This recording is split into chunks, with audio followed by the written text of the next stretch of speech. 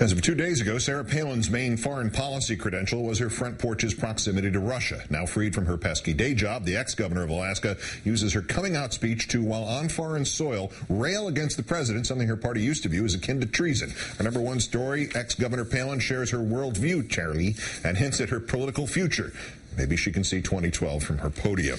More tonight on Palin's speech to investors in Hong Kong, closed to the press. Now Governor Palin has deigned to post an excerpt on her Facebook page, slamming the Obama administration defense budget. We need to go back to fiscal discipline, and unfortunately that has not been the view of the current administration. Though we are engaged in two wars and face a diverse array of threats, it is the defense budget that has seen significant program cuts and has actually been reduced from current levels. Palin also disparaging the current U.S. policy towards China. Today, the chairman of the House Foreign Affairs Committee, Congressman Howard Berman, saying of that, leaving aside the propriety of criticizing the president while on her first trip to Asia, the assertion that the United States is ignoring areas of disagreement with China is flat wrong.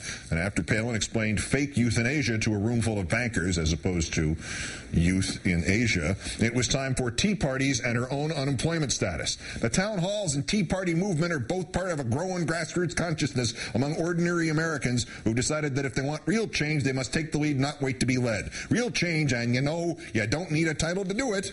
Meanwhile, on the way out of town, she had this to say about her political ambitions.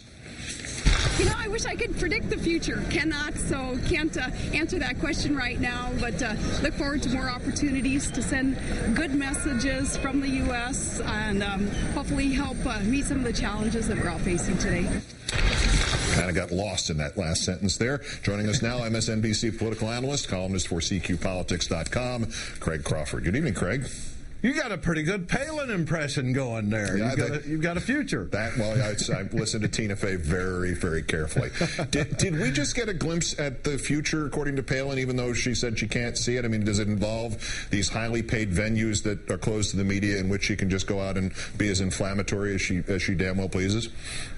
You know, as much as we trash her, Keith, she's just in the catbird seat. She's just got us all because I think she can tease this forever and go all the way to the next presidential election. My hunch is that she's going to tease it all the way into New Hampshire and Iowa, maybe make trips there and, show up and we'll all be wondering all the way up to the filing day if she's going to run. But my guess is she won't run because fame and fortune is more important to her than power.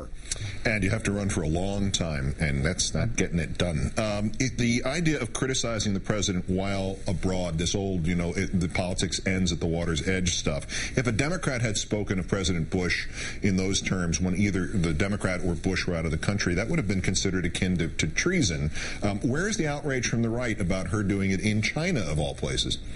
Well, like I think I've said here before, if hypocrisy was a virus among politicians, they'd all be dead. The thing is, I do recall, I remember Bill Clinton getting impeached while he was running a war in Bosnia, and Republicans, if that had been reversed, Republicans would have called that treasonous, I suppose. But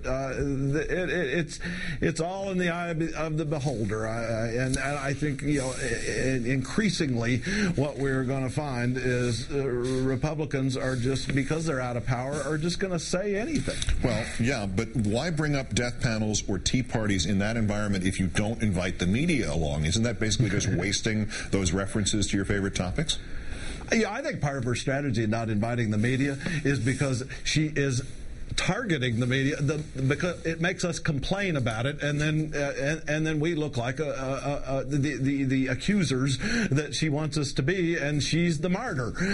So it's hard to win in this situation with her. Well, let's give her a minute to spin on this one here. In Alaska, the permanent fund, which is this dividend that every man, woman, and child gets from the state's oil income, lost 18% of its value this year, and the thing is, the pay is going to be less than what it was last by about a half, I guess 50% or so.